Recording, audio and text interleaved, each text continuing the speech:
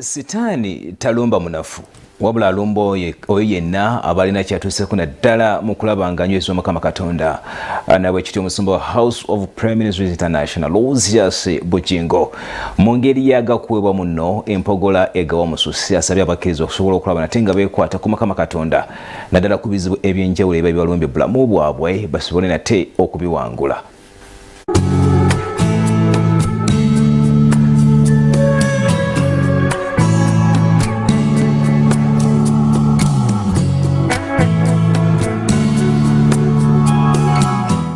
Abakkiriza ku Canaanland batandise Ssabbiiti ey'okubiri mu kisiibe ky'ennaku 19 etandikidde mu maanyi n'essaala mu kusaba kw'amalya g'ekyemisana. Wiiki eno nkiwulidde Mukama agenda kukolera ekintu nga kinene mu linnya lya Yesu.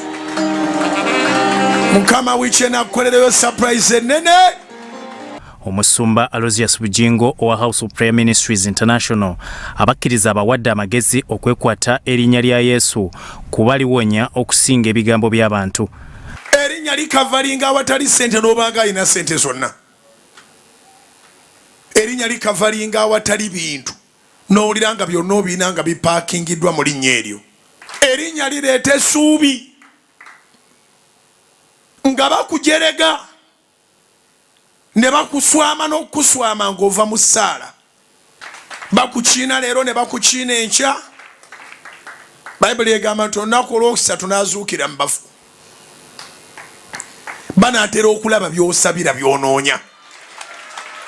Abakubiriza obutava ku kusaba embeera ne bwe balumba abasabye nga bateekengawo essaawa ey'okusaba nga Daniel bwe yakikolanga. Bayibuli egamba mu Daniel essula ey'omukaaga olunyiriri olw'10 nti awo Daniel bwe yamanya ng'ebiwandiikiddwa bisibbwako akabonero n'ayingira mu nnyumba ye.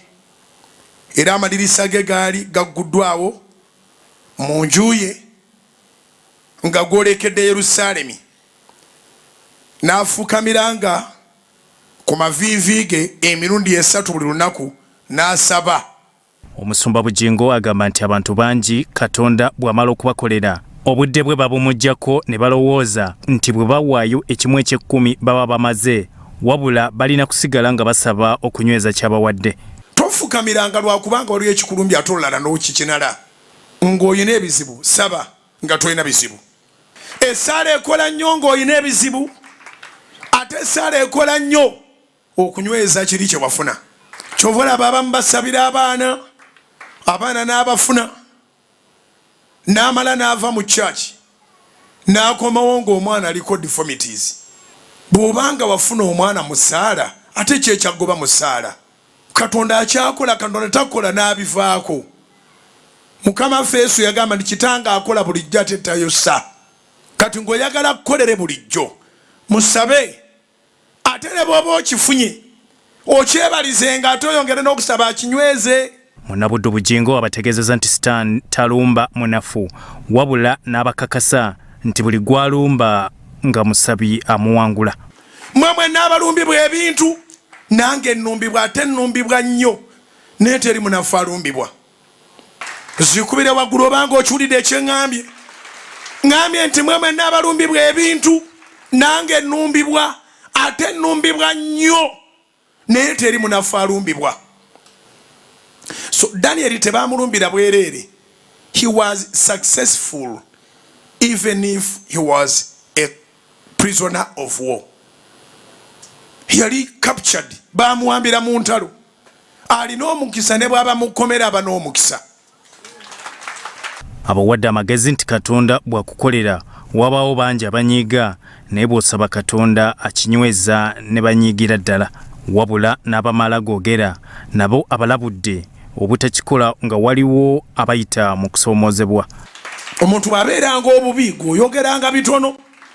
Omuntu bw'abanga alina kyayitamu gwe fuga omumwa gwo kubanga agenda kuterera okirabire ku TV ogambe kale oyo mumanyi naye nga naye byakumanyiika akumanyiika omumwa musongovu kubira Mukama engalo ez'amaanyi obanga okitegedde. Omuntu ng'ali bubi yogera bitono. Mu kusaba kuno abakkiriza basiigiddwa amafuta ekyokukolebwa okutuuka ku lukuŋŋaana olw'enjiri gaggadde olwa Good Friday nga 15 omwezi guno ku ttaka ettukuvu erya Kanani erisangibwa e Makerere Kikoni. Byatumwebaza Godfrey, Sorot TV, Omunyo.